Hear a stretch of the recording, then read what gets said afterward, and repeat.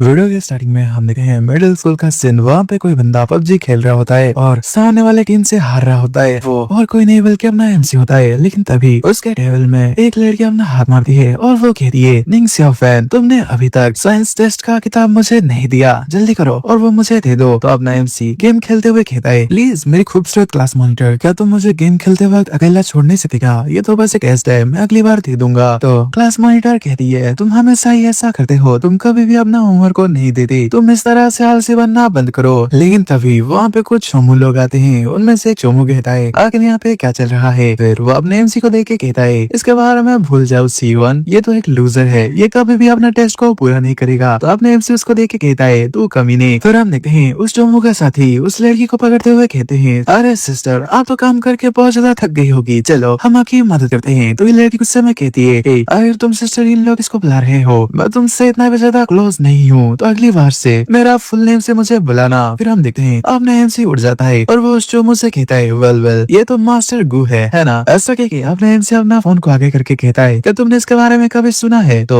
लौंडा कहता है, आखिर इसका मतलब क्या है? तो उस चोमू का साथी कहता है, भाई इसका मतलब ये है कि तुम टीचर्स के चाटने वाले बंदे हो। तो ये बात सुन के वहाँ पे वो लड़की भी हंसने लगती है और इस चोमू लौंडे को बहुत ज्यादा गुस्सा आ जाता है और ये कहता है, निंग सियाओ फैन, तुमने मुझे भी बहुत ज्यादा गुस्सा दिला दिया है। ऐसा कह के वो अपने एमसी को मारने के लिए आगे बढ़ता है, लेकिन अपना एमसी अपना मुंडी नीचे करके उसके मार से बच जाता है और अगले ही सीन में एक किक मार के उसको उड़ा देता है। तो यह अपना फेस पकड़ के कहता है, सियाओ फैन, तुमने मुझे मारने की हिम्मत की। फिर वो अपने लौंडों से कहता है, जाओ तुम दोनों जाके उसको लपेट लो। तो अपने एमसी भी फाइटिंग स्टांस में आ जाता है और वो लड़की घबरा जाती है। लेकिन तभी फाइटिंग शुरू होने से पहले ही क्लास की घंटी बजती है और टीचर अंदर आ जाती है। तो इन लौंडों के बीच में फाइटिंग नहीं हो पाती। तो ये चोमू कहता है, सियाओ फैन, तुम बस इंतजार करो, मैं तुम्हें देख लूंगा। लेकिन अपना एमसी बेफिक्री से कहता है, हाँ देख लेना तुम लूजर। फिर सिंसिप होता है। हम देखते हैं आपने एमसी के घर पे अपना एमसी बेड में बड़े बड़े फोन देखते हुए सोचता है, चूसियान सच में हमारे स्कूल की प्रीटीएस्ट गर्ल है, उसके पास ब्यूटी भी है और ब्रेन भी है। लेकिन तभी उसके फोन में एक रिमाइंडर आता है और उसमें लिखा होता है कि 3 रेलम शॉप में आज बहुत बड़ा सेल चल रहा है। तो अपना एमसी उसको देख के सोचता है, क्या 3 रेलम शॉप? आखिर ये क्या चीज है? ये क्या कोई वायरस है क्या? ऐसा कह के वो फोन को देखता है और वो सोचता है, आखिर ये सब क्या है? ऐसा कह के अपना एमसी अपने फोन को स्वाइप करने लगता है। लेकिन वहाँ पे वो देखता है कि एक लकी स्पिन का बटन है और उसमें लिखा है कि नए यूजर्स को फ्री चांस मिलने वाले हैं, वो भी 3 बार। तो उसको देख के अपना एमसी अपने मन में सोचता है, ठीक है, मैं कोशिश करके देखूंगा, वैसे भी मेरा क्या ही जाएगा। ऐसा कह के वो लकी स्पिन पे दबाता है तो उसके फोन में बहुत ज्यादा रोशनी आने लगती है और उसका पूरा रूम ही रोशन हो जाता है। तो अपने एमसी घबराते हुए सोचता है,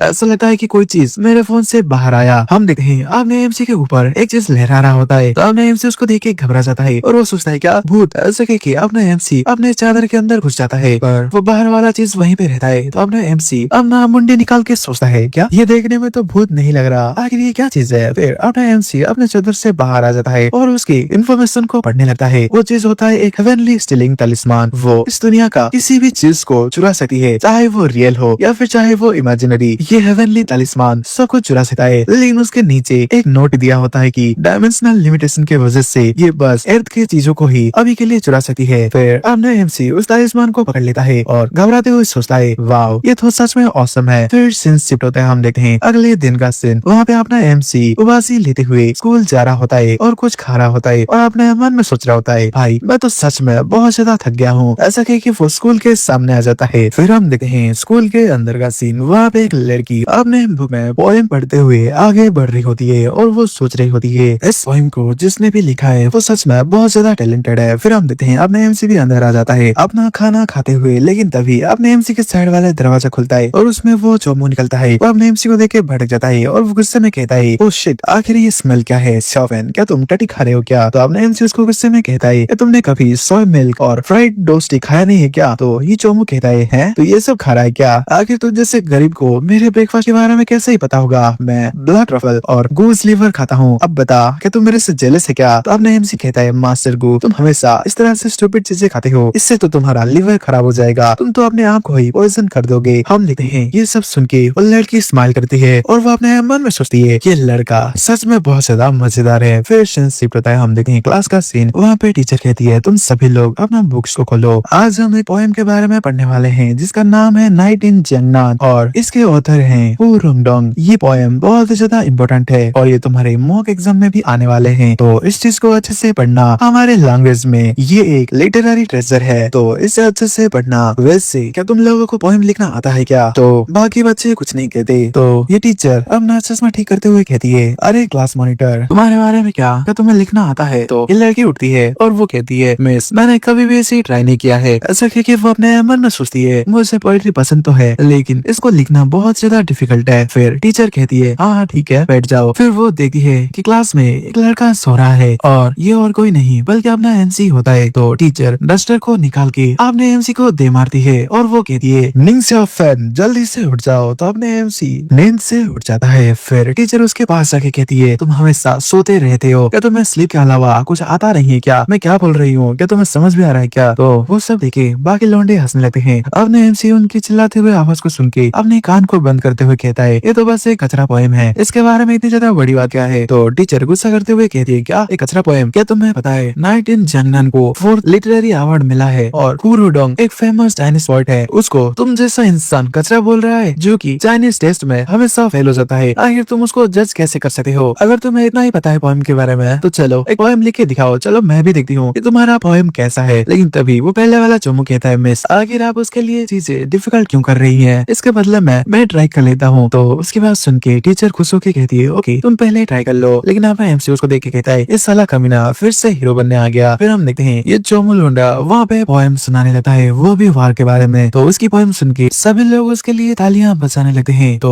वो लोंडा सोचता है, अरे देहाती लड़की, आज मैंने तुम्हें दिखा दिया कि तुम्हारे बीच में और मेरे बीच में आखिर क्या डिफरेंस है। फिर अपने एमसी कहता है, गो क्या तुम इसे पोएम बोलते हो क्या? ये तो एकदम कचरा है, चलो मैं तुम्हें रियल पोएम सुनाता हूँ। तो उसकी बात सुन के क्लास की लड़कियां हंसने लगती है और वो कहती है, निंग शाओफैन तुम तो एक स्टूपिड हो, तुम तो हमेशा चाइनीज टेस्ट में फेल हो जाते हो, तो तुम्हें पोएम के बारे में क्या ही पता होगा। लेकिन तभी अपने एमसी हेवनली तलिस्मान को बाहर निकालता है और अपने मन में सोचता है, हेवन स्टीलिंग तलिस्मान, मुझे एक पोएम चाहिए। तो वो तलिस्मान बाहर निकाल के चैट जीपीटी बन जाता है और पोएम को क्रिएट करने लगता है। और पोएम को बनाने के बाद वो अपने एमसी के माइंड में डाल देता है। फिर अपने एमसी कहता है, वाह ये तो बढ़िया था। ऐसा कि अपने एमसी पोएम सुनाना चालू कर देता है। तो उसको सुन के बाकी लौंडे एकदम हैरान हो जाते हैं। फिर अपना एमसी अपना पोएम को कंटिन्यू करके प्यार के बारे में बताने लगता है। तो लड़कियां बहुत ज्यादा खुश हो जाती है और वो लोग उन सबको इमेजिन करने लगती है। फिर अपने एमसी पोएम को आगे कंटिन्यू रहता है। तो क्लास के बच्चे उसको सुन के एकदम स्वर का मजा लेने लगते हैं। फिर हम देखते हैं टीचर वो पोएम सुन के एकदम हैरान होती है और उनके मुंह से कुछ भी शब्द नहीं निकलता। फिर अपना एमसी वहाँ पे अपना पोएम को फिनिश कर देता है। तो क्लास के सभी लोग एकदम हैरान होते हैं और ये क्लास मॉनिटर भी अपने एमसी के पोएम में बहुत ही ज्यादा फिदा हो जाती है। फिर तभी क्लास का बेल बजता है और ये चोमू लोंडा उठ के कहता है, तुमने जरूर चीटिंग किया होगा, तुमने ये जरूर किसी का कॉपी किया होगा। अगर ऐसा नहीं होगा तो मैं तुम्हारे सामने ही कचरा खाऊंगा। तो अपना एमसी कहता है, ओ अगर तुम्हारा कहना ऐसा है तो ठीक है मिस लियू, आप इंटरनेट में देख लो कि आखिर इसका ऑथर कौन है। तो वहाँ पे उनका टीचर अपने फोन में उसको सर्च करने लगती है और वो कहती है, ये तो इम्पॉसिबल है, इसका ऑथर तो कोई भी नहीं है, ये तो स्टोरी बना ही नहीं है। फिर अपना एमसी अपना बैग पैक करते हुए कहता है, अरे चोमू तुमने कहा था ना कि तुम कचरा खाओगे, तो जब तुम खाने वाले होगे तो तब तुम मुझे बुला लेना, मैं तुम्हें खाते हुए देखना चाहता हूँ। फिर सिंसिप होता है, हम देखते हैं बाहर का सीन। वहाँ पे अपना एमसी अपने फोन चलाते हुए कह रहा होता है, ये ऑनलाइन सब तो बहुत ही ज्यादा वंडरफुल है, चलो देखता हूँ इसमें और क्या क्या चीज है। ऐसा कह के वो एक और स्पिन मारता है तो उसके फोन से फिश से एक ग्लोइंग लाइट बाहर आती है जो कि अपने एमसी की आंखों को भी बंद करने में मजबूर कर देता है। हम देखते हैं अपने एमसी के फोन के स्क्रीन में कांग्रेचुलेशन लिखा होता है और अपने एमसी को 2 गोल्ड बुलियन मिला होता है और एक गोल्ड बुलियन का वैल्यू 1 लाख RMB होता है। उसको पढ़ के अपने एमसी तो बहुत ही ज्यादा खुश होने लगता है और वो खुशी से हंसने लगता है और कहने लगता है, मैं तो सच में आज अमीर बन गया। लेकिन उसके पीछे कुछ बॉडीगार्ड्स होते हैं जो कि अपने एमसी पे नजर रख रहे होते हैं। वो आगे बढ़ के अपने एमसी के कंधे में हाथ रखते हैं और वो कहते हैं, हे तुम निंग शाओफैन हो है ना? तो अपने एमसी उनको देख के घबरा जाता है और वो कहता है, ब्रो लगता है कि तुम्हें गलतफहमी हो रही है, निंग शाओफैन उस रास्ते में गया है क्योंकि वो वहीं पे रहता है। ऐसा कि अपने एमसी वहाँ से जोरों से भागने लगता है। तो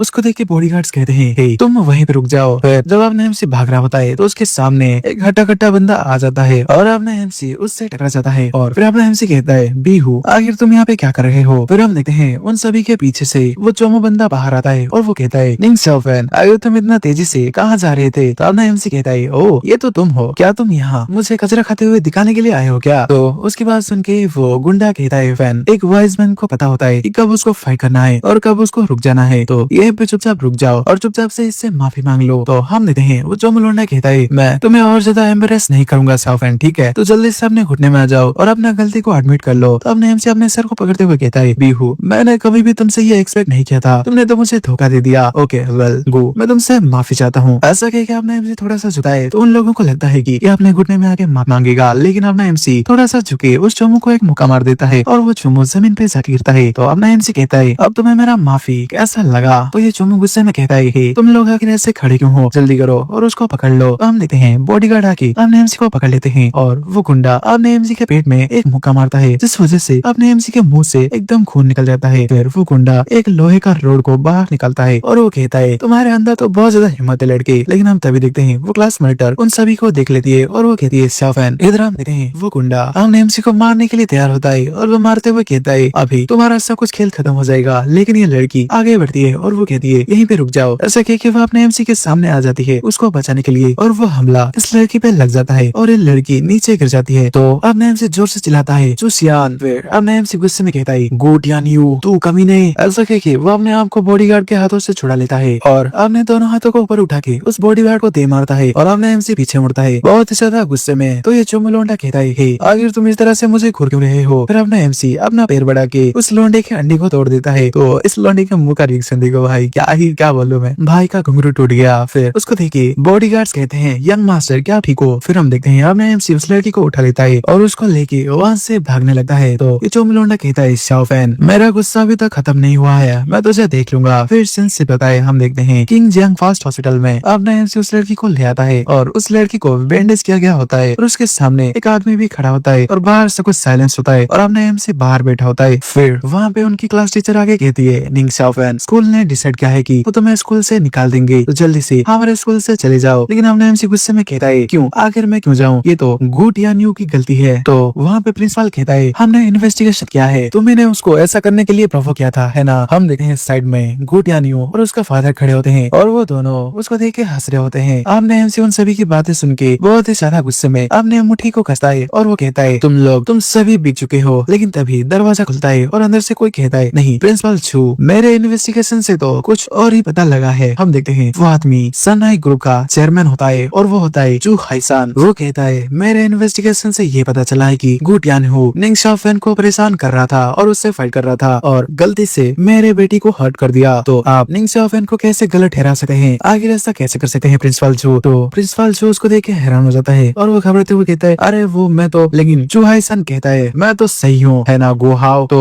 गुटियान का पिताजी घबराने लगता है और उनकी बात सुनने के बाद प्रिंसिपल और टीचर का एकदम मूड ही बदल जाता है और वो कहने लगते हैं चेयरमैन चू आप सही हो, हम इस मैटर को और भी ज्यादा अच्छे से इन्वेस्टिगेट करेंगे। लेकिन वो चोमू का पिताजी कहता है मिस्टर चू ये तो बस एक एक्सीडेंट था, हम आपके डॉटर के मेडिकल एक्सपेंसेस को पे कर देंगे। लेकिन चू हाईसान कहता है क्या पे कर दोगे, ये तो बहुत ज्यादा बढ़िया है, लेकिन हमारे चू फैमिली को इस तरह की पैसे की कोई भी जरूरत नहीं है। मैं आज तुमसे कहता हूँ अगर मेरी बेटी को कुछ भी सीरियस हुआ ना तो मैं कसम खाता हूँ मैं पर्सनली तुम सभी को खत्म कर दूंगा और तुम्हारा गू फैमिली का सेंगुई ग्रुप को भी। तो ये बात सुन के ये दोनों ही घबरा जाते हैं पर वो जो मुंह गुस्से में कहता है अगर तुझे क्या लगता है कि तू है कौन। लेकिन तभी उसका पिताजी उसके मुंह को बंद कर देता है और वो कहता है जबकि चेयरमैन चू ने अपनी बात कह दी है तो हम यहाँ से चलते हैं। ऐसा कह के वो लोग वहाँ से जाने लगते हैं। तो अपने एमसी कहता है अंकल आपका शुक्रिया। तो चू हाईसान कहता है तुम्हारा वेलकम, तुम्ही ने उसको बचाया, तो मैं तुम्हें इस तरह से सफर होते हुए देख नहीं सकता। फिर अपने एमसी अंदर देखते हुए कहता है डॉक्टर ने कहा कि उसका कंडीशन बिल्कुल भी सही नहीं है। फिर अपना एमसी अंदर देखता है और कहता है रुको अंकल मेरा इंतजार करो, मैं सियान को बचाने के लिए कोई ना कोई रास्ता तो जरूर से ढूंढ लूंगा। फिर सीन से पता है हम देखें रात का सीन, वहाँ पे अपना एमसी अपने रूम में आ चुका होता है और वो अपने फोन को देखते हुए सोचता है कमोन 3 ऑनलाइन शॉप, तुम्हारे पास कुछ तो ऐसी जादुई चीज होगी जिससे मैं उसको बचा सकता हूँ। फिर हम देखते हैं फोन के अंदर से एक आवाज आता है हे मेरे दोस्त तुम बहुत ज्यादा चिंतित दिख रहे हो, आखिर तुम्हें क्या चाहिए। हम देखते हैं वो एक फॉक्स डिमन होती है। तो अपने एमसी उसको देख के डर जाता है और वो अपने फोन को फेंक देता है और कहने लगता है ये तो एक भूत है। लेकिन तभी वो लड़की बाहर आती है और वो कहती है आखिर तुम एक भूत से कैसे डर सकते हो, वैसे मैं एक इमोर्टल हूँ, मैं कोई भूत नहीं हूँ या फिर कोई मॉन्स्टर नहीं हूँ। तो अपना एमसी कहता है तो आखिर तुम हो कौन। तो ये लड़की कहती है मेरा नाम है लिंगर, वैसे तुम क्या ढूंढ रहे थे। तो अपना एमसी कहता है मुझे किसी को बचाना है। तो सिस्टर लिंगर क्या तुम्हारे पास कोई ऐसा मेडिसिन है क्या। तो ये लड़की कहती है चलो मुझे चेक करने दो। ऐसा कह के वो वहाँ पे चेक करने लगती है और उसमें जो भी हर्ब्स होते हैं वो बहुत ही ज्यादा महंगे होते हैं। तो अपने एमसी कहता है सिस्टर लिंगर मेरे पास कोई भी स्पिरिट स्टोन्स नहीं है, लेकिन मेरे पास 2 लाख पैसे हैं जो कि मुझे लकी स्मिथ से मिला था, तो क्या उससे मुझे मिल जाएगा। तो ये लड़की एकदम साइलेंट होती है। तो अपने एमसी उसको उम्मीद भरी नजरों से देख रहा होता है। फिर वो लड़की रोते हुए कहती है अरे तुम तो बहुत ज्यादा गरीब हो, तुम्हारे पास तो 2 लाख ही है जिसका वर्थ हो बस 20 स्पिरिट स्टोन्स है। चलो कोई बात नहीं मैं तुम्हारे लिए ढूंढ के निकालूंगी। ऐसा कि वो कम से कम प्राइस वाले हर्ब्स को ढूंढने लगती है और उसको एक मिल जाता है जो कि 20 स्पिरिट स्टोन का होता है। फिर ये फॉक्स डेमन कहती है सिस्टर लिंगर ने तुम्हारे लिए इसे पर्सनली ढूंढा है। तो अब एमसी कहता है ग्रेट, तुम्हारा शुक्रिया सिस्टर लिंगर, अब मैं इससे उसको बचा पाऊंगा। फिर सनसेट होता है, हम देखते हैं किंग जेंग फास्ट हॉस्पिटल में अब एमसी दौड़ के जा रहा होता है और वो कहता है अंकल चू अंकल चू। तो हम देखते हैं वहाँ पे बॉडीगार्ड्स कहते हैं आगे यहाँ पे क्या चल रहा है और ये लड़का यहाँ पे चिल्ला क्यों रहा है। फिर अब एमसी कहता है अरे मुझे मत रोको, मैं यहाँ पे मिस चू के लैब को बचाने के लिए आया हूँ। लेकिन वहाँ पे कोई कहता है आखिर तुम क्या बकवास कर रहे हो, तुम बच्चे तुम तो यहाँ पे बड़ी बड़ी बातें कर रहे हो। हम देखते हैं वो चीफ ऑफ न्यूरोलॉजी डिंग स्वेफेंग होता है। फिर आपने एमसी कहता है मेरा यकीन करो मैं चूजियन को बचा सकता हूँ। तो वो टकला डॉक्टर कहता है क्या तुम सच में बचा सकते हो क्या, आगे तुम जैसा इंसान मिस चू को कैसे बचा सकता है। तो तुम दोनों बॉडीगार्ड इसको उठा के यहाँ से फेंक दो। तो बॉडीगार्ड्स अपने एमसी को पकड़ लेते हैं। तो अपने एमसी कहता है अरे मुझे जाने दो, मैं सच में बचा सकता हूँ। तो बॉडीगार्ड्स कहते हैं इस चीज से तुम्हारा कोई भी लेना देना नहीं है, तो तुम यहाँ से बाहर रहो। तो अपने एमसी अपने मन में सोच रहा होता है डैम, अगर मुझे जल्दी से वहाँ पे जाने के लिए रास्ता नहीं मिला तो चीज तो पक्का मारी जाएगी। फिर अपने एमसी उस डॉक्टर को देखता है और वो कहता है तुम लास्ट 2 महीनों से सीवियर इंसोम्निया से गुजर रहे हो और सोने के लिए मेलेटोनिन पे रिलाई कर रहे हो और तुम्हारा यूरिन ब्राउनिश येलो है और जब तुम मुंहते हो ना तुम्हें थोड़ा सा बर्निंग सेंसेशन फील होता है। तो डॉक्टर अपने एमसी की तरफ देखता है। फिर अपने एमसी कहता है तुम्हें सीरियस किडनी अलाइनमेंट है, अगर तुम 6 महीने के अंदर इसको ठीक नहीं करवाए तो तुम जल्दी मारे जाओगे। तो ये बात सुन के डॉक्टर हैरान हो जाता है और वो अपने मन में सोचता है लड़का इधर अपने एमसी चिल्ला रहा होता है तुम मर जाओगे, देख लेना तुम मर जाओगे। तो डॉक्टर चिल्ला के कहता है आखिर तुम लोग किस चीज का इंतजार कर रहे हो, जल्दी से इस बच्चे को यहाँ से बाहर लेके जाओ। तो बॉडीगार्ड कहते हैं ठीक है। ऐसा कह के वो उसको ले जा रहे होते हैं, लेकिन तभी वहाँ पे एक बूढ़ा आदमी आता है और वो कहता है रुको। फिर वो बूढ़ा आदमी अपने एमसी से पूछता है क्या तुमने उसके सिम्टम्स को देखा। तो अपने एमसी कहता है हाँ। तो ये बूढ़ा आदमी कहता है हाँ बुरा नहीं है बुरा नहीं है। फिर हम इधर देखते हैं उन सभी की बात सुन के बॉडीगार्ड भी हंस रहे होते हैं। तो ये डॉक्टर भड़क जाता है और वो कहता है अरे वो तो तुम्हें पागल बना रहा है, वो तो बहुत ज्यादा बकवास करता है। लेकिन ये बूढ़ा आदमी कहता है मैं जिंदगी भर मेडिसिन को प्रैक्टिस करता हूँ, तो तुम्हें क्या लगता है कि मुझे इसके बारे में पता नहीं होगा। फिर वो अपने एमसी से कहता है लड़के तुम मेरे साथ अंदर आओ। ऐसा कह के वो दरवाजा खुलता है और अपने एमसी को अंदर लेके आता है। तो अपने एमसी अंकल चू को देख के पुकारता है। तो अंकल चू कहते हैं सैफन आखिर तुम यहाँ पे क्या कर रहे हो। तो अपने एमसी कहता है अंकल चू मैंने सियान के लिए एक और ढूंढ लिया है, तो मुझे उसे देखने दो। तो अंकल चू कहते हैं मिस्टर वही। तो मिस्टर वही कहते हैं अरे तुम चिंता मत करो, मैं यहाँ पे आज हूँ। और वैसे भी लड़के को देख के लगता है कि ये कुछ तो कर सकता है। फिर अपने एमसी सियान के पास जाता है। सियान वहाँ पे बेहोश पड़ी होती है। फिर अपने एमसी अपने टी शर्ट को ऊपर करता है और वहाँ पे अपना स्टोर को ओपन करके एक इमोर्टल सूत्र निकाल लेता है और उसको जब वो ओपन करता है तो उसके अंदर से बहुत ज्यादा हरी रोशनी निकलने लगती है और अपने एमसी के आंखों में मेडिकल वाला साइन आने लगता है। फिर अपने एमसी अपना पावर को रिलीज करके सियान के बॉडी को देखने लगता है। फिर अपने एमसी सियान के मुंह को खोलता है और वो कहता है इसको एग्जामिन करने के बाद मुझे पता चला है कि इसका पल्स बहुत ज्यादा अनस्टेबल है और इसका सिचुएशन बहुत ही ज्यादा बुरा है। हाउएवर यहाँ पे एक ऐसा सेक्शन है जहाँ पे कि इसका पल्स बहुत ही ज्यादा तेजी से धड़क रहा है, ये उठने का साइन है। तो अंकल चू कहते हैं तो तुम्हारा मतलब है कि वो उठने वाली है। फिर इधर हम देखते हैं ये टकला डॉक्टर कहता है हम तुम तो बहुत ज्यादा फालतू बातें कर रहे हो। इधर हम देखते हैं ये बूढ़ा आदमी कहते हैं तुमने सही कहा लड़के, बस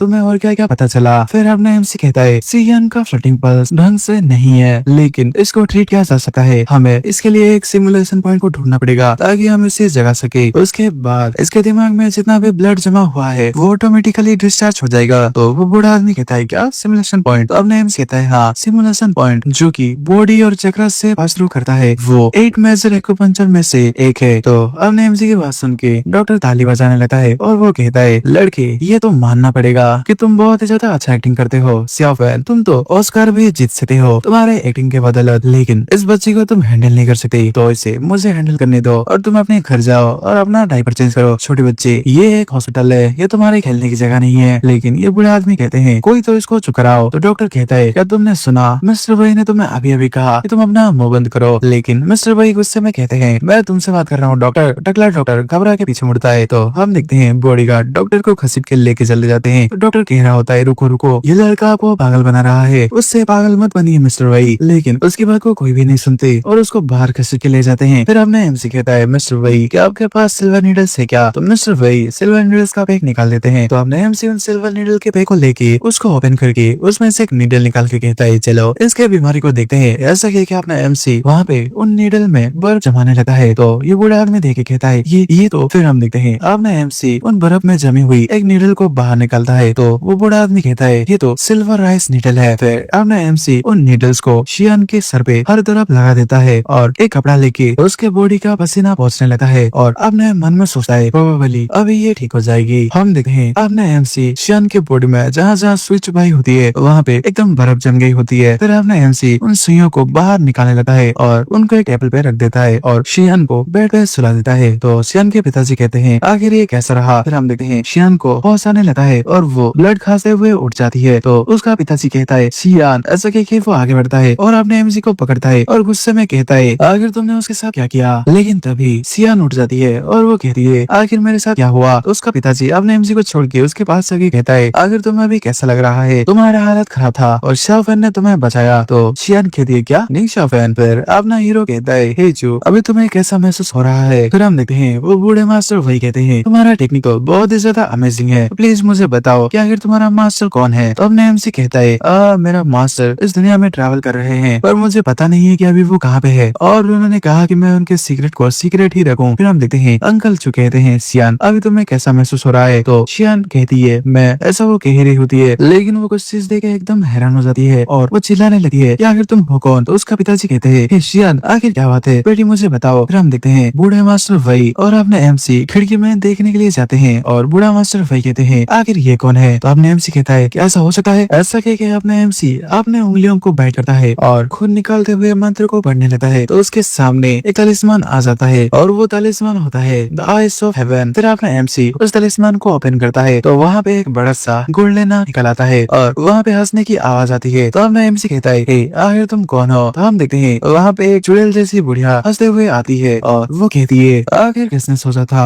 कि एक छोटा सा बच्चा आइज ऑफ हेवन को ओपन करेगा। वैसे ताओइज्म का 72 ब्रांचेस है और मैं वांग संटाई मैं सब कुछ जानती हूँ, तो मुझे बताओ कि तुम आखिर कौन से ब्रांच से हो। तो अपने एमसी उसकी बात सुन के घबराने लगता है और अपने मन में सोचता है ओह नो क्या मैं अभी मुसीबत में हूँ क्या। फिर हम देखते हैं वो चुड़ैल बुढ़िया कहती है हे क्या तुम्हारा मुंह खुलता नहीं है ये लड़के। फाइन ठीक है लड़के, मेरा जो फैमिली के साथ दुश्मनी है तो तुम इस मर्डर से दूर ही रहना। तो अपने एमसी वहाँ पे अपने पैर को पीछे करने लगता है। फिर वो बुढ़िया अपने स्टिक को ऊपर निकालती है और वो कहती है और 7 दिन के अंदर, ऐसा कि वो अपना मैजिक का इस्तेमाल करती है शियान के ऊपर और कहती है मैं इस लड़की के लाइफ को 7 दिन के अंदर ले लूंगी। ऐसा कह के वो शियान पे ब्लैक मैजिक करती है। तो उसको देखी बूढ़ा मास्टर वही और शियान के पिताजी एकदम घबरा जाते हैं और वो कहते हैं क्या 7 दिन के अंदर। ये बात सुन के शियान भी एकदम डर के मारे रोने लगती है। हम देखते हैं उसके हाथों में एक घोस्ट टैटू बन चुका होता है। फिर हम देखते हैं वो बूढ़ी चुड़ैल कहती है मैंने ऑलरेडी तुम्हारे अंदर इन एनर्जी को इंजेक्ट कर दिया है, अब तुम मुझसे बिल्कुल भी बच नहीं पाओगे। तो शियान अपने हाथों में उस टैटू को देखे एकदम घबराने लगती है। फिर वो बुढ़िया साइड में देखे कहती है देन अब तुम्हारी बारी। हे छोटे बच्चे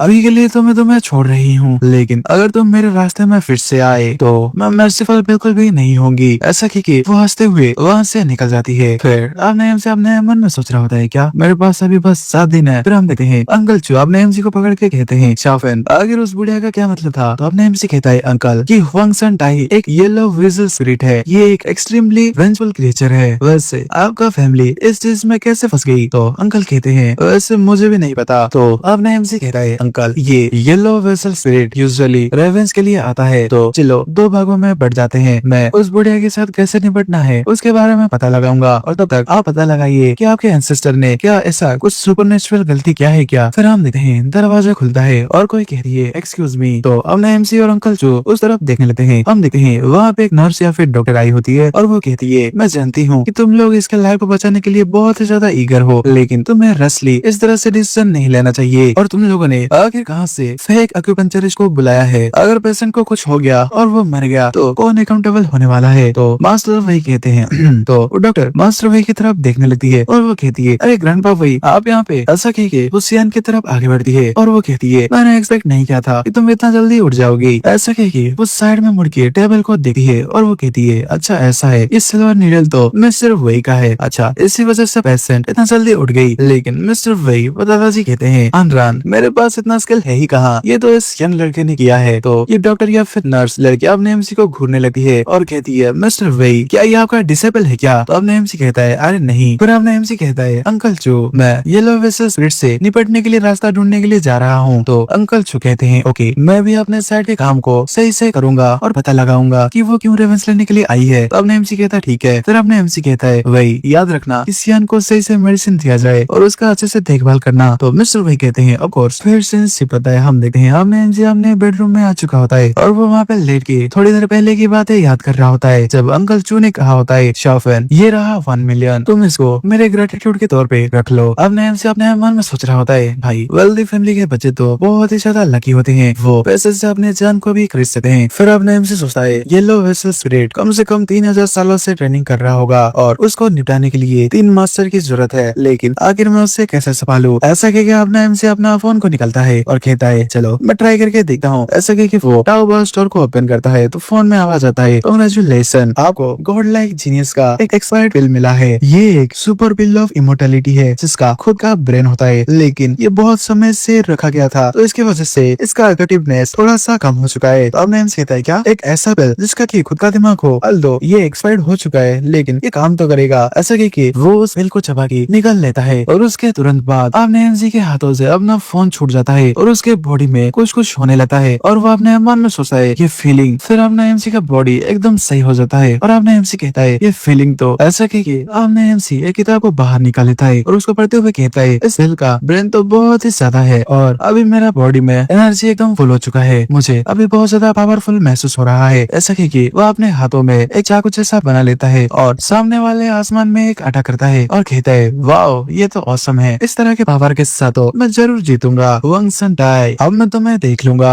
फिर सीन शिफ्ट होता है, हम देखते हैं एक मैंसन का सीन, वहाँ पे कोई बेल बजाता है और वो होता है अपना एमसी। वो सोचता है, क्या ये जू का रेसिडेंस है, ये तो बहुत ही ज्यादा मैग्निफिसेंट है। फिर हम देखते हैं अंदर से दरवाजे खुलते हुए कोई कहती है, तुम मिस्टर निंग हो है ना, मिस्टर जू बाद में आएंगे, चलो मैं आपको मिस्टर तक ले जाऊंगा। तो अब एमसी कहता है, ओके आपका शुक्रिया। फिर हम देखते हैं घर के अंदर अब एमसी आ चुका होता है और सियान को पुकारता है, तो सियान हंसते हुए कहती है, निंग शाओफेन तुम यहाँ पे आ गए। तो अपना एमसी टेबल में कुछ सामान रखा है और वो कहता है, सियान अब तुम्हें कैसा महसूस हो रहा है। तो सियान कहती है, हाँ अभी मैं थोड़ा सा ठीक हूँ, लेकिन कभी कभी थोड़ा सा सर दर्द होता है। तो अपना एमसी उसके पल्स को चेक करते हुए कहता है, हाँ ये नॉर्मल है, तुम इतना ज्यादा बड़ा इंजरी से जल्दी रिकवर नहीं कर सकते, ये तो होना ही था। वैसे मैं तुम्हारे लिए एंसेस्ट्रल रेमेडी लेके आया हूँ और इसके साथ तुम ज्यादा देर तक पॉइजन नहीं रहोगी। तो ये बात सुन के सियान कहती है, क्या इस सच में इतना ज्यादा अच्छा है क्या। तो अपना एमसी कहता है, कोर्स मेरे एंसेस्टर्स एम्परर के फिजिशियन थे, तो ये सच में ऑसम है। तो ये लड़की भी खुश हो जाती है और वो कहती है, अच्छा ऐसी बात है, ये तो बहुत ज्यादा कूल है। फिर हम देखते हैं उस मेंशन के बाहर एक सुपर कार आके रुकी है और बेल बजता है। हम देखते हैं वहाँ पे एक लौंडा फूलों का गुलदस्ता लेके आया होता है। वो कहता है, जान मैं शुए जिंगवेन हूँ, मैं यहाँ पे सियान से मिलने के लिए आया हूँ। तो उसके लिए गेट खोल देता है। फिर वो लौंडा अपना चश्मा उतारते हुए कहता है, हे मैं यहाँ पे आ गया हूँ मेरी लवली सियान। ऐसा कह के वो घर के सामने आ जाता है और घर का दरवाजा खोलते हुए कहता है, सियान अभी तुम्हें कैसा महसूस हो रहा है। लेकिन घर के अंदर वो देखता है अब नए एमसी और सियान बात कर रहे होते हैं। तो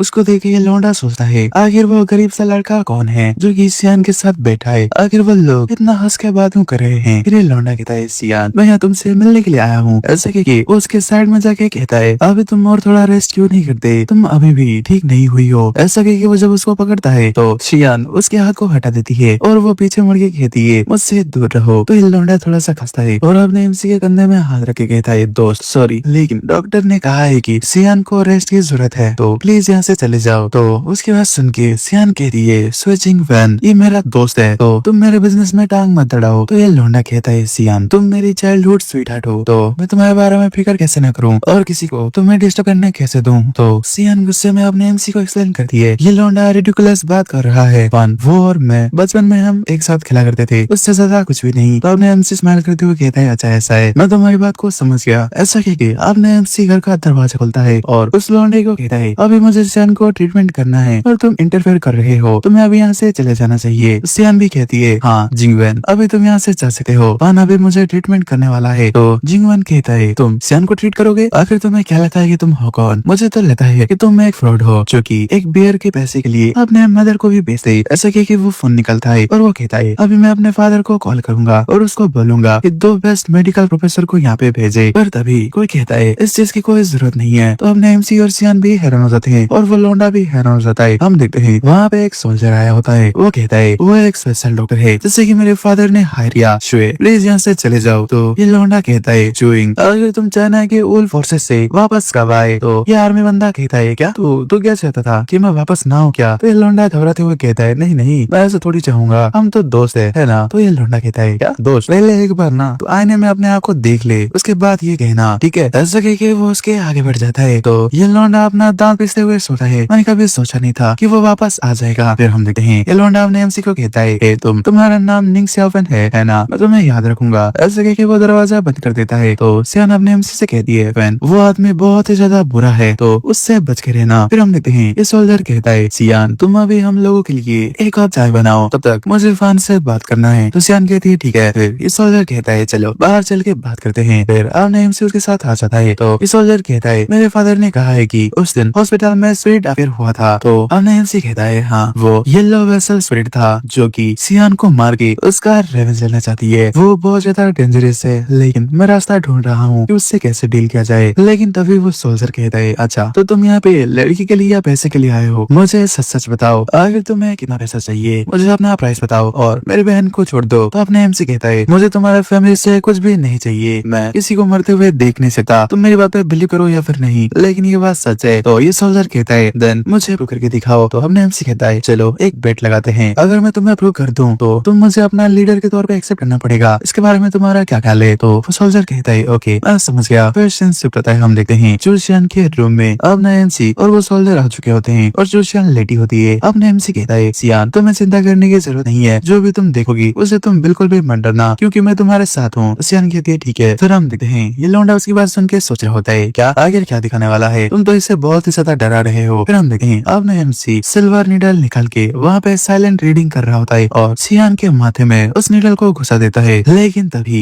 वहाँ पे काली स्प्रिट आ जाती है और वो कहती है लड़की ऐसा लगता है कि तुम्हें मेरी बात समझ नहीं आई, मैंने तुम्हें दूर रहने को कहा था लेकिन तुम तो मुझे तंग कर रहे हो। उसको देखे इस सोल्जर एकदम हैरान हो जाता है और वो कहता है सिट आखिर ये क्या चीज है। फिर हम देखते हैं अपना एमसी कहता है हाँ मुझे फर्क नहीं पड़ता कि तुम्हारा चू फैमिली के अगेंस्ट कौन सा ग्रजेस है, लेकिन सियान इनोसेंट है और मैं तुम्हें उसे हर्ट करने नहीं दूंगा। तो स्पिरिट कहती है तुम इतना ज्यादा एरोगेंट बच्चे, मैं आज तुम्हें डिस्ट्रॉय कर दूंगी। ऐसे कह के वो अपने मुंह में पावर को भरने लगती है। तो अपना एमसी कहता है सियान को प्रोटेक्ट करो। तो लौंडा कहता है हे क्या तुम उस मॉन्स्टर से फाइट करना चाहते हो क्या। फिर हम देखते हैं अपने एमसी अपने दोनों हाथों को सामने ले आता है अपने आप को प्रोटेक्ट करने के लिए, लेकिन तभी वो देखता है कि वो वेंजफुल स्पिरिट अपने एमसी पे एक लात मारता है। तो अपने एमसी घर का खिड़की तोड़ते हुए बाहर निकलता है।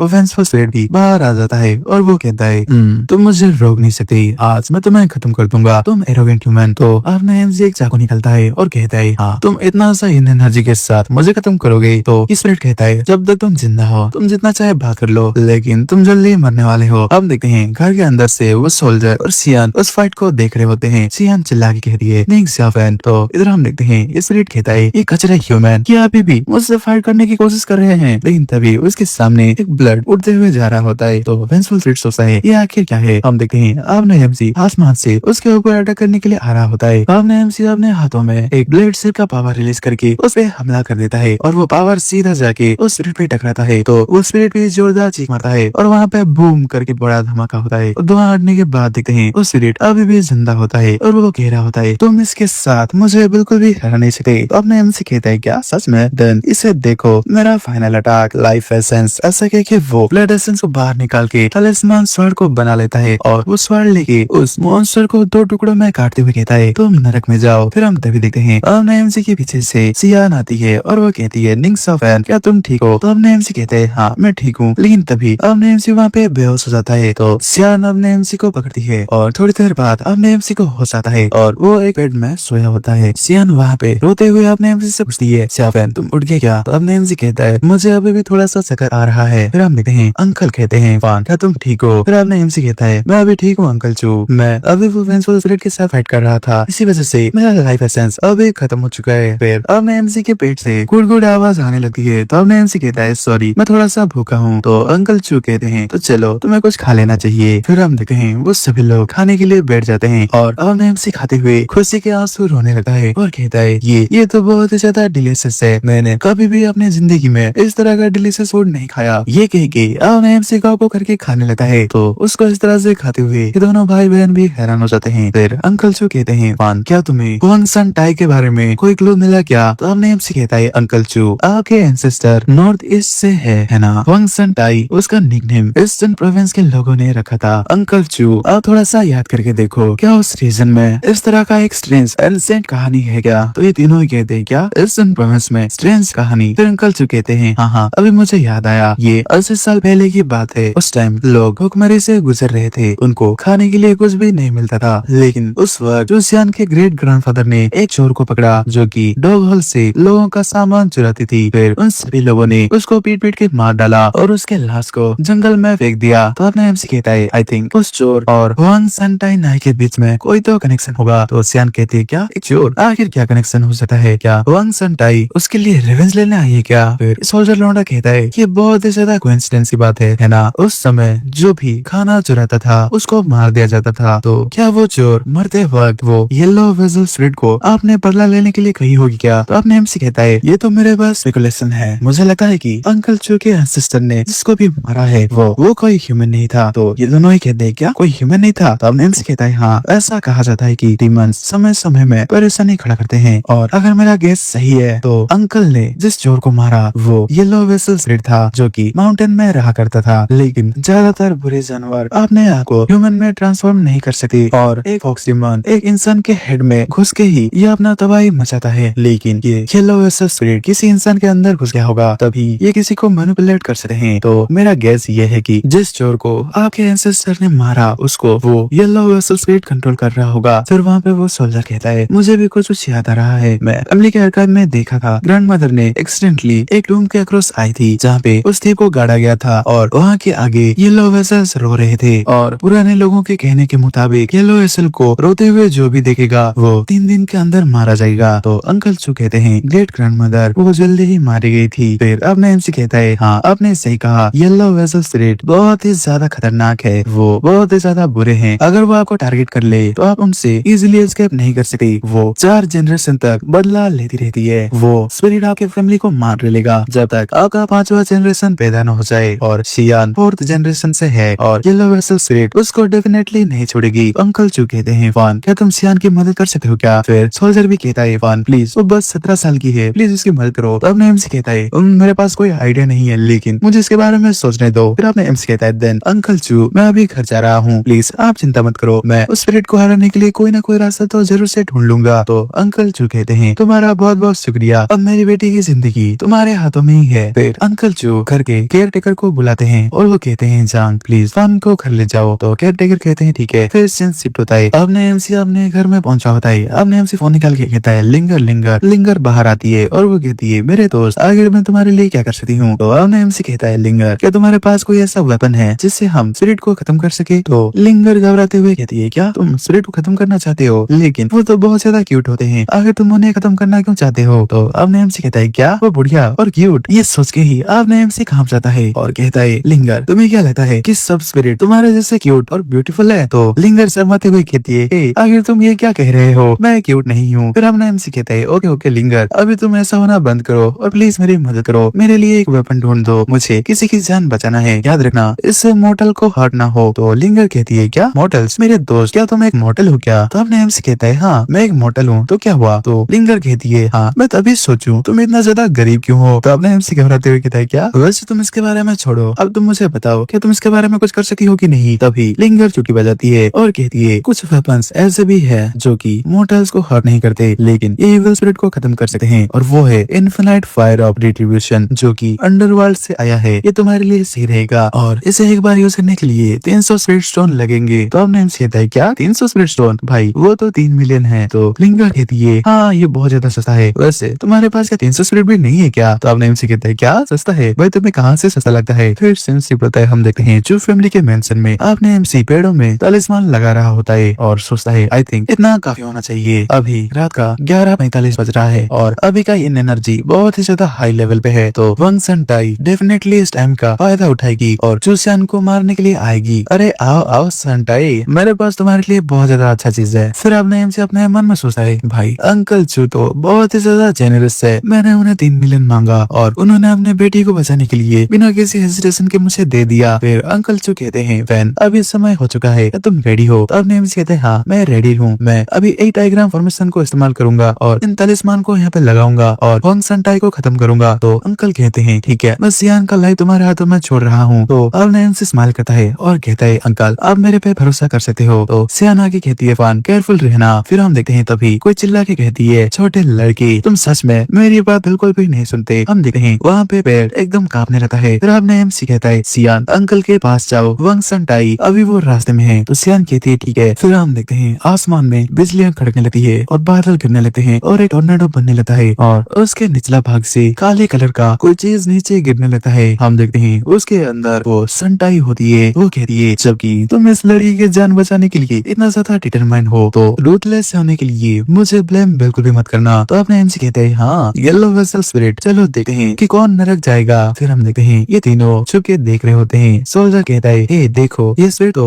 बहुत ही ज्यादा खतरनाक लग रहा है, क्या निंग साओ फैन उसे मार पाएगा? तो सियान कहती है डेफिनेटली, ऐसा कह के वो अपने मन में सोचती है फैन तुम कर सकते हो। फिर हम देखते हैं आपने एमसी की बात सुन के ये बुढ़िया कहती है तुम बड़े बड़े बात कर रहे हो, चलो देखते हैं कि नरक पहले कौन जाएगा। ऐसा कह के वो अपने पावर से येलो वेसल स्पिरिट को बुला लेती है। तो अपने एमसी कहता है मेरे ऑलमाइटी प्लीज मुझे एक बार पावर दो। ऐसा कह के अपना एमसी अपने 2 उंगली को उठा के एक डायग्राम फॉर्मेशन को बना लेता है। तो संटाई कहती है हाँ बुरा नहीं है छोटे बच्चे।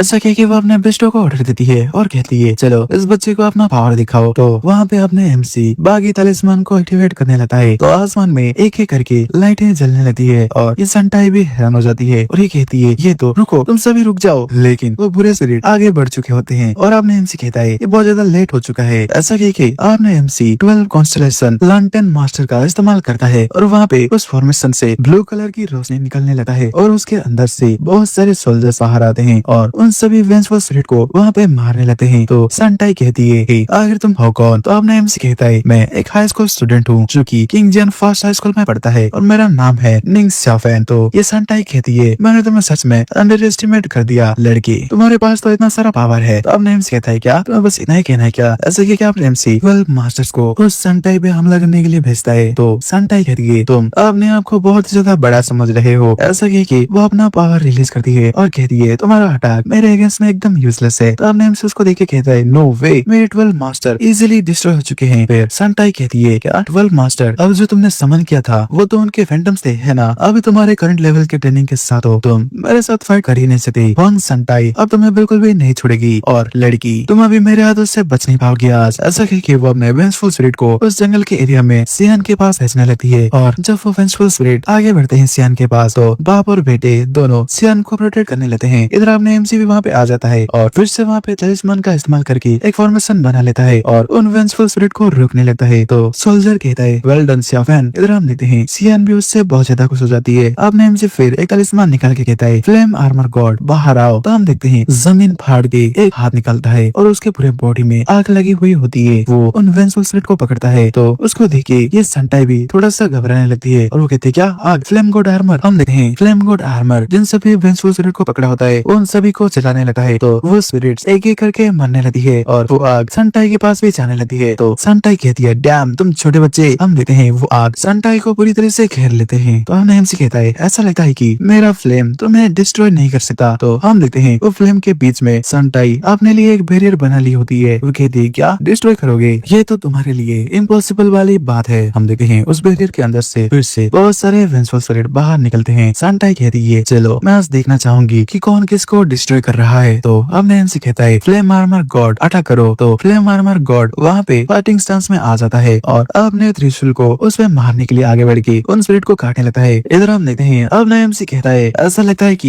ये ऑलमोस्ट टाइम हो चुका है ट्रैप को बिछाने का। फिर हम देखते हैं फायर गॉड आर्मर उस बूढ़ी पे हमला करने के लिए आगे बढ़ता है। तो ये चुड़ैल बुढ़िया कहती है हे बच्चे इतना भी ज्यादा अपने आप को बड़ा समझने की जरूरत नहीं है। ऐसा कह के वो उस फ्लेम गॉड आर्मर पे हमला कर देती है और वो सब हमला जाके उस फ्लेम गॉड आर्मर पे लेता है। तो वो चुड़ैल कहती है हाँ ऐसा लगता है कि तुम्हारा औकात बस इतना ही है। तो अब नया एमसी नीचे खड़ा होके एक स्माइल करता है और कहता है क्या मेरी औकात? ऐसा कह के वो अपना पावर को रिलीज करता है। तो हम देखते हैं आसमान में आग जलने लगता है और फायर गॉड आर्मर अपना त्रिशूल को आगे भेजता है। तो ये बुढ़िया अपना पावर का इस्तेमाल करके 1000 रोडेंट सेल को अपने सामने ले आती है। जो वो अटैक उस सेल से टकराता है तो वहाँ पे धमाका होता है पर उस बुढ़िया को कुछ भी नहीं हुआ होता। धुएं के बीच में वो बुढ़िया स्माइल करती है और कहती है तुम पागल लड़की, तुम्हारा फ्लेम गॉड आर्मर मेरा कुछ भी उखाड़ नहीं पाएगा। तुम्हारा अटैक मेरे अगेंस्ट में एकदम पावरलेस है। अगर तुम्हारे पास और भी कोई ट्रिक है तो मुझे दिखा दो। ऐसे कह के वो हंसने लगती है लेकिन तभी वो कुछ देख के हैरान हो जाती है। हम देखते हैं उसको बहुत सारे चेन्स पकड़ लेते हैं। तो वो बुढ़िया कहती है आखिर ये क्या चीज है? हम देखते हैं उसके बाद एक एक करके जमीन के अंदर से फायर निकलने लगता है। फिर हमने एमसी कहता है हाँ मुझे पता था कि तुम वेसल स्पिरिट बहुत सालों से कल्टीवेट कर रही हो, इसी वजह से मैंने अपना पूरा कोशिश किया लेकिन अब ये सब कुछ यहीं पे खत्म होने वाला है। फिर हम देखते हैं जो चेन उस बुढ़िया को पकड़ी होती है उस चेन में आग लग जाता है है और वो गुड़िया वहाँ पे जलने लगती है। अब ना एमसी कहता है ये है इन्फिनाइट फायर ऑफ रिट्रीब्यूशन। फिर हम देखते हैं वहाँ पे वो गुड़िया का खेल खत्म हो जाता है। तो अंकल चू कहते हैं कि हम जीत गए क्या? तो सोल्जर कहता है आई थिंक हम जीत गए। फिर चूशियन अपने एमसी के पास जाती है और पूछती है क्या तुम ठीक हो? तो अपने एमसी कहता है हाँ मैं ठीक हूँ, अभी ये स्पिरिट एकदम डिस्ट्रॉय हो चुका है। तो सियन कहती है अच्छा तो ये खत्म हो गया तो क्या ये फ्यूचर में वापस नहीं आएगा? तो अपने एमसी उसके कंधे में हाथ रख के कहता है नहीं। तो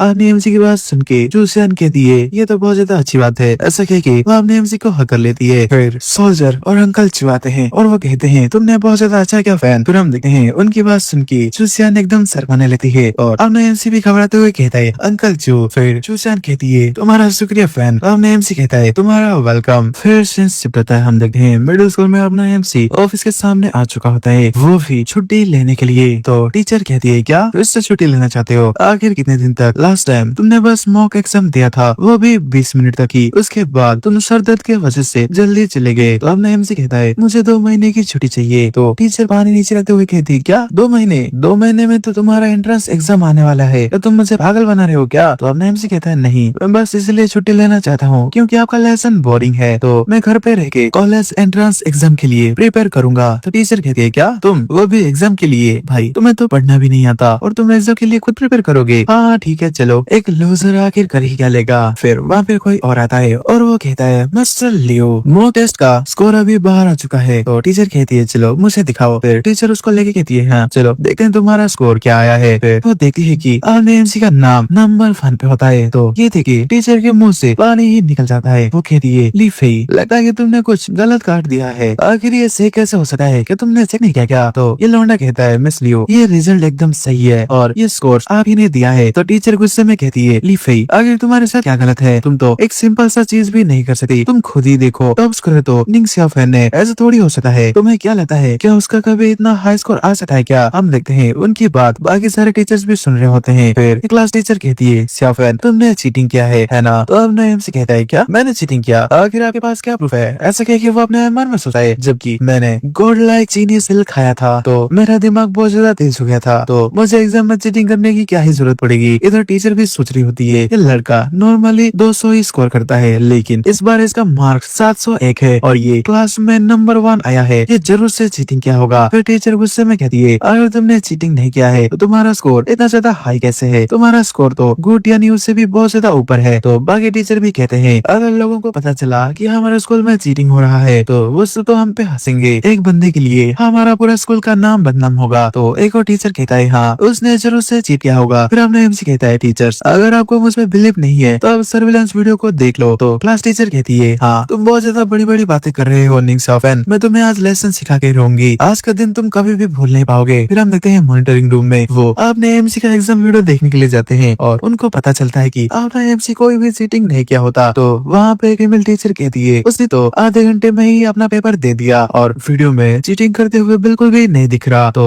एक और टीचर कहता है हाँ मुझे भी नहीं दिख रहा। इधर ये क्लास टीचर बहुत ही ज्यादा गुस्से में होती है और वो कह रही होती है ये कैसे हो सकता है, अनबिलीवेबल। तो बाकी लोग कहते हैं आखिर मिस लियो एक स्टूडेंट को इस तरह से परेशान कैसे कर सकती है, आप तो बहुत ज्यादा डिसग्रेसफुल हो। इधर अपना एमसी भी उन सबको चुपचाप देख रहा होता है और वहाँ से बाहर निकल जाता है। लेकिन तभी नीचे से आवाज आता है हे फेफई क्या तुम एग्जाम देके थक गई हो क्या? मैं तुम्हें खाने के लिए आज ब्लू वेल होटल में लेके चलूंगा। तो फेफई कहती है वाह तुम तो बहुत ही ज्यादा अच्छा होटियान हो। तो अपने एमसी नीचे देखे कहता है क्या फेफई तुम? तो वो फेफई कहती है निंग सियाफेन। तो गुटियान कहता है वेल वेल ये तो निंग सियाफेन है। अरे निंग सियाफेन मैं फेफई को आज रात को डिनर के लिए लेके जाऊंगा, क्या तू आना चाहता है क्या? मैं ट्रीट दूंगा। तो अपने एमसी कहता है फेफई तुमने तो कहा था कि तुम कॉलेज एंट्रेंस के लिए प्रिपेयर कर रहे हो, इसी वजह से तुम मेरा प्रपोजल रिजेक्ट किया। तो ये लड़की कहती है निंग सियाफेन तुम एक अच्छे लड़के हो लेकिन मैं तुम्हें बस एक ऑर्डिनरी क्लासमेट की तरह ही मानती हूँ। ऐसा कह के वो अपना डिजाइनर बैग को छुपाने लगती है। फिर गुटियान कहता है निंग कॉलेज का एंट्रेंस एग्जाम आने वाला है तो हमें अच्छे से पढ़ाई करना चाहिए और वैसे आज स्कोर आ गया मॉक टेस्ट का और मेरा 300 से भी ज्यादा मार्क है और तुम जैसा एक लूजर इतना मार्क लाने का कभी सोच ही नहीं सकता। तुम घर जाओ और शांति से अपना झुंझुना हिलाओ, तुम कभी भी कॉलेज में नहीं जा सकते। तो अपना एमसी कहता है अगर मुझे 300 से ज्यादा मिला तो क्या करोगे? तो फेफे कहती है ओह ये तो बहुत ज्यादा इम्प्रेसिव है, आगे तुम्हें कितना पॉइंट मिला? तो अपने एमसी कहता है अरे ज्यादा कुछ नहीं है पर तुम लोगों से तो ज्यादा ही है। तो ये बात सुन के कुटियान्यू हंसने लगता है और वो कहता है हे सियाफेन क्या तू पगला गया है क्या? तू और मेरे से ज्यादा हाई स्कोर? भाई अगर बात ऐसी है तो सच में मैं तेरे सामने टटी खाऊंगा। तो उसकी बात सुन के फेफे भी हंसने लगती है। फिर अपने एमसी कहता कहता है ओके गुड यान्यू, चलो एक बेट लगाते हैं, जो भी सबसे ज्यादा कम मार्क लाया होगा वो आज स्टडी खाएगा। तो गुड यान्यू कहता है ओके, आखिर एक लूजर में इतनी ज्यादा हिम्मत कैसे आई। फिर वो कहता है बस रुको और देखने दो। ऐसा कह के वो स्कोर को चेक करता है और वो कहता है क्या इम्पॉसिबल। फिर अपने एमसी उसके यूनिफॉर्म को पकड़ता है। तो गुड यान्यू कहता है शाफेन आखिर तुम क्या कर रहे हो, जल्दी से मुझे छोड़ो। लेकिन अपने एमसी उसको घसीट के बाथरूम में लेके जाता है और कहता है तुमने तो अभी अभी मुझे कहा कि तुम अभी टटी खाओगे, तो क्या तुम खाने के लिए तैयार नहीं हो। ऐसा कह के वो टॉयलेट के सामने ले आता है। तो गुड यान्यू घबराते हुए कहता है अरे रुको रुको, लेकिन अपने एमसी उसके मुंह को उस टॉयलेट में घुसा देता है। फिर वहाँ से बाहर निकल जाता है। लेकिन ये फई फई टियानियो के पीछे जाती है और वो कहती है टियानियो क्या तुम ठीक हो। हम देखते हैं टियानियो के फेस में भाई टट्टी लगा है। टियानियो गुस्से में कहता है ये साला कमीना शाफेन, मैं तुझे बिल्कुल भी नहीं छोड़ूंगा। फिर हम देखते हैं अगले दिन का सीन। आपने एमसी बस में बैठा होता है और किताब पढ़ते हुए कह रहा होता है मैंने कल ही छुट्टी लिया है, लेकिन मेरा मूड अभी भी खराब है, मेरा दिन तो एकदम बर्बाद जा रहा है। लेकिन मेरा कोड लाइक जीनियस पिल तो सच में बहुत ज्यादा यूजफुल है, इसने तो मेरा ब्रेन का लार्ज पार्ट को डेवलप कर दिया है। फिर हम देखते हैं वो बस एक जगह पे रुक जाता है और बस के अंदर आती है एक खूबसूरत लड़की और बाकी लौंडे उसको देखे एकदम प्यार में पड़ने लगते हैं। फिर हम देखते हैं वो लड़की अंदर आने के बाद अपने मन में सोच रही होती है सियालान बहुत ज्यादा रिडिकुलस है, मैंने उसे कहा था कि आज मुझे 1 बजे पिकअप कर ले, लेकिन वो मुझे लेने के लिए नहीं आई और इस जगह में तो टैक्सी ढूंढना भी बहुत ज्यादा मुश्किल है, अभी 2 बजने वाला है और वो यहाँ पे अभी तक नहीं आई, मैं आज उसको फायर करके रहूंगा।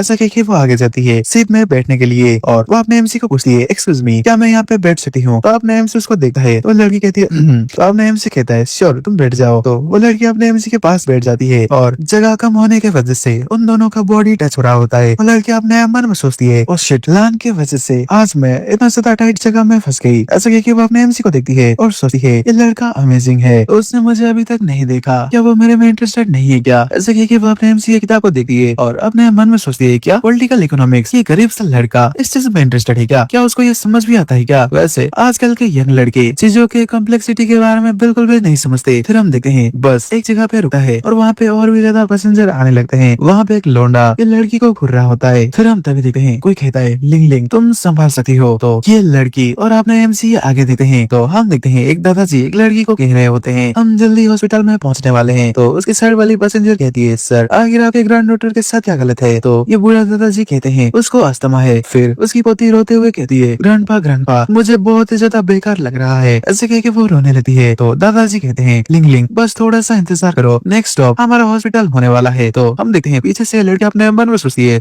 हम सभी के लाइफ में हमारा खुद की प्रॉब्लम्स है। फिर हम देखते हैं वहाँ पे एक आदमी उस लड़की के पास जाके कहता है अरे तुम चिंता मत करो, हम हॉस्पिटल से बस 20 मिनट दूर हैं। ऐसा कह के वो उनका पैसा चोरी कर लेता है और अपने साथी को दे देता है। पर अपने एमसी उससे नोटिस कर लेता है और अपने मन में सोचता है क्या एक चोर, और यहाँ पे तो उसके साथी भी है। फिर हम देखते हैं एक लड़की जो की खड़ी होती है वो अपना बैग चेक करती है तो उससे पता चलता है कि उसका वॉलेट गायब है। तो वो चिल्लाने लगती है और वो कहती है मेरा वॉलेट अभी मिसिंग है। तो बाकी लोग भी कहने लगते हैं आखिर मेरा फोन कहाँ पे गया। तो एक और बंदा भी कहता है मेरा वॉलेट भी चोरी हो गया। तो एक और बंदा कहता है डैम इट मेरा रिंग तो अभी खो गया, मैं तो आज अपने गर्लफ्रेंड को प्रपोज करने वाला था, आखिर इससे किसने चुराया। तो ये बूढ़ा दादाजी भी कहते हैं मेरे पैसे भी चले गए हैं, मैंने अपना पैसा पूरे साल तक बचा के रखा ताकि मैं अपने बच्चे को बचा सकूं, लेकिन ये तो चोरी हो गए हैं। फिर वो अपने घुटने में आ जाते हैं और कहते हैं मेरा 21,642 युआन अगर किसी ने लिया है तो प्लीज मुझे दे दीजिए, प्लीज मैं आपसे भीख मांगता हूँ। तो पीछे से लड़की कहती है अरे आप उठ जाओ प्लीज ऐसा मत करो। ऐसा कह के वो अपने मन में सोचती है ये बहुत ही ज्यादा बुरा है, तुम एक पेशेंट से उसका पैसा चुरा रहे हो, आखिर तुम किस तरह का इंसान हो। फिर तभी अपने एमसी कहता है उनको उनका पैसा जल्दी से वापस करो। तो ये लड़की अपने एमसी को देखती है। फिर अपने एमसी कहता है हे तुम सूट वाले आदमी उनको उनका पैसा वापस करो। तो ये वीडियो आपको कैसा लगा, क्या हमें इस वीडियो को कंटिन्यू करना चाहिए या फिर इसके बदले कोई और वीडियो लाना चाहिए, ये चीज कमेंट में जरूर बताना। तो मैं मिलता हूँ आपको अगले किसी वीडियो में, तब तक के लिए बाय बाय।